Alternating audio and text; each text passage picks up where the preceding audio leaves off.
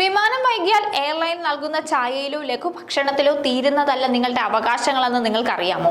നിങ്ങളുടെ ടിക്കറ്റ് പണം മുഴുവനായി തിരികെ ലഭിക്കാനും ആവശ്യമെങ്കിൽ മറ്റൊരു എയർലൈനിൽ യാത്ര തുടരാനും നിങ്ങൾക്ക് നിയമപരമായ അധികാരമുണ്ട്.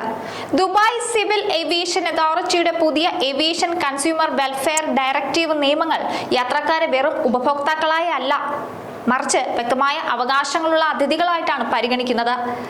ഈ പുതിയ നിയമങ്ങൾ നിങ്ങളുടെ അടുത്ത യാത്രയെ എങ്ങനെ സുരക്ഷിതമാക്കാമെന്ന് പറഞ്ഞു തരാം.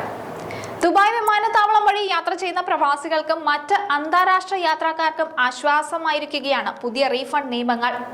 വിമാനങ്ങൾ വൈകുകയോ റദ്ദാക്കുകയോ ചെയ്യുന്ന സാഹചര്യങ്ങളിൽ യാത്രക്കാരുടെ അവകാശങ്ങൾ സംരക്ഷിക്കുന്നത് ദുബായ് സിവിൽ ഏവിയേഷൻ അതോറിറ്റിയുടെ പുതിയ ഏവിയേഷൻ കൺസ്യൂമർ വെൽഫെയർ ഡയറക്റ്റീവ് നിയമങ്ങളാണ്. ഈ നിയമം ദുബായിലെ എല്ലാ വിമാന കമ്പനികൾക്കും ബാധകമാണ്. എമിറേറ്റ്സ്, ഫ്ലൈ ദുബായ് തുടങ്ങിയ ദേശീയ വിമാന കമ്പനികൾക്കും ദുബായിൽ നിന്ന് സർവീസ് നടത്തുന്ന എയർ ഇന്ത്യ, ഇൻഡിഗോ പോലുള്ള വിദേശ വിമാന കമ്പനികൾക്കും ഈ നിയമം ബാധകമാണ്. നിങ്ങളൊരു ട്രാവൽ ഏജന്റ് വഴിയാണ് ടിക്കറ്റ് എടുത്തതെങ്കിലും ഈ ആനുകൂല്യം നിങ്ങൾക്ക് തീർച്ചയായും ലഭിക്കും. ടിക്കറ്റ് ബുക്ക് ചെയ്യുമ്പോൾ തന്നെ എയർലൈനുകൾ ചില കാര്യങ്ങൾ കൃത്യമായി പറയണം. അതായത് ടാക്സും സർചാർജും ഉൾപ്പെടെയുള്ള അവസാന വില എത്രയാണെന്ന് വ്യക്തമാക്കിയിരിക്കണം. ടിക്കറ്റ് മാറ്റാനോ റദ്ദാക്കാനോ എത്ര രൂപ പിഴ നൽകണമെന്നും എത്ര കിലോ ലഗേജ് കൊണ്ടുപോകാം, അധികമായാൽ എത്ര പണം നൽകണം തുടങ്ങിയ കാര്യങ്ങൾ നേരത്തെ തന്നെ അറിയിക്കണം.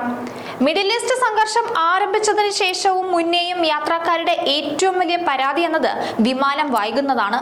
ഇത് സംബന്ധിച്ച് നേരത്തെ തന്നെ യാത്രക്കാർ പരാതികളും നൽകിയിരുന്നു. എന്നാൽ നിയമം അനുസരിച്ച് വിമാനം വൈകുകയാണെങ്കിൽ അതിന്റെ കാരണവും എത്ര സമയം വൈകുമെന്നും എയർലൈനുകൾ യാത്രക്കാരെ ഉടനടി അറിയിക്കണം. 3 മുതൽ 8 മണിക്കൂർ വരെ വൈകുകയാണെങ്കിൽ യാത്രക്കാർക്ക് ഭക്ഷണവും വെള്ളവും ഫോൺ വിളിക്കാനുള്ള സൗകര്യവും നൽകേണ്ടതുണ്ട്. ഒപ്പം തന്നെ വിമാനം അടുത്ത ദിവസത്തേക്ക് മാറ്റിയാൽ ഹോട്ടൽ താമസവും വിമാനത്താവളത്തിൽ നിന്ന് ഹോട്ടലിലേക്കുള്ള യാത്രയും എയർലൈൻ സൗജന്യമായി നൽകണമെന്നും നിയമം പറയുന്നു. ഇനി എന്തെങ്കിലും കാരണവശാൽ വിമാനം തടസ്സപ്പെട്ടാൽ നിങ്ങൾക്ക് 3 ഓപ്ഷനുകൾ തിരഞ്ഞെടുക്കാൻ സാധിക്കും. അതായത് വൈകാതെ തന്നെ അതേ എയർലൈനിൽ മറ്റൊരു വിമാനം നിങ്ങൾക്ക് തിരഞ്ഞെടുക്കാനുള്ള അവകാശമുണ്ട്. കൂടാതെ സീറ്റുകൾ ലഭ്യമാണെങ്കിൽ മറ്റൊരു വിമാന കമ്പനിയുടെ ഫ്ലൈറ്റിൽ നിങ്ങളെ അയക്കാനും എയർലൈൻ ശ്രമിക്കണം. നിങ്ങൾക്ക് യാത്ര തുടരാൻ താല്പര്യമില്ലെങ്കിൽ ടിക്കറ്റ് തുക മുഴുവനായി തിരികെ വാങ്ങാം, അല്ലെങ്കിൽ പകരം വൗച്ചറായും സ്വീകരിക്കാവുന്നതാണ്. എല്ലാ സാഹചര്യത്തിലും എയർലൈൻ നഷ്ടപരിഹാരം നൽകണമെന്നില്ല. അതാണ് ഏറ്റവും പ്രധാനമായിട്ട് ശ്രദ്ധിക്കേണ്ട ഒരു കാര്യം. സാഹചര്യങ്ങൾ അനുസരിച്ച് അതിന്റെ വ്യാപ്തി മനസ്സിലാക്കിയാണ് നഷ്ടപരിഹാരം നൽകുന്നത്.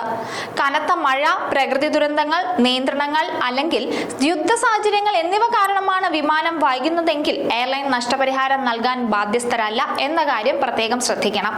എങ്കിലും ഇത്തരം സാഹചര്യങ്ങളിൽ 72 മണിക്കൂർ വരെ യാത്രക്കാർക്ക് ആവശ്യമായ സഹായം നൽകാൻ എയർലൈൻ ബാധ്യസ്ഥരാണ്.